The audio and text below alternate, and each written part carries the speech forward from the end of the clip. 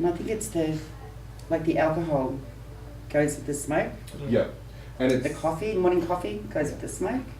After you have something to eat, so it all let's relates. go for smoke. Yeah, and those are easy things that they sound hard, but they might be a bit difficult at first. But it's simple with if you're having a morning coffee, changing your coffee mug, because if you're changing what you're drinking in, it stops the habit of, okay, I get up in the morning and I have my purple coffee cup to put my coffee in with my blue lighter.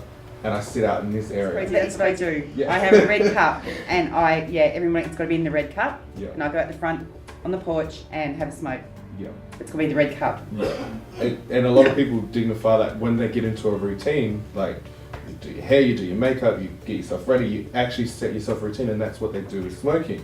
So it's like that, changing your coffee cups, even changing the brand of coffee, even changing it up and like, oh, okay, I'm not going to drink a flat white, I'm going to drink a latte or a cappuccino, I'm going to get instant coffee, I'm going to get something different.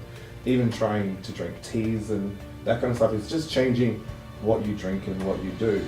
And also, if you know, while you are cutting down, you are attempting to quit, it's also changing your location of where you smoke. So we say, make it as unpleasant as possible.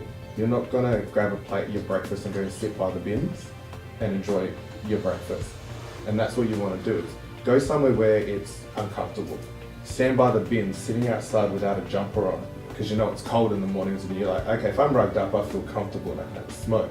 You know, putting all your cigarettes, anything related to cigarettes outside, that if you smoke outside, taking them away. And if you smoke indoors, changing your habit of making it in-home smoke-free.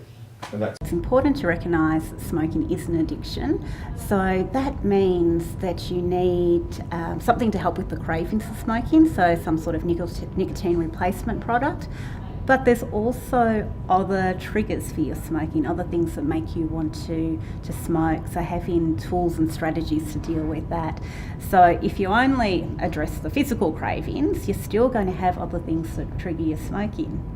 And so, you know, like a friend might offer you cigarettes, and so having the skills and the confidence to say no thanks is really important. Or all of those emotional things as well. I'm feeling bored, you know, what's a really good distraction that I've used for many years? Smoking.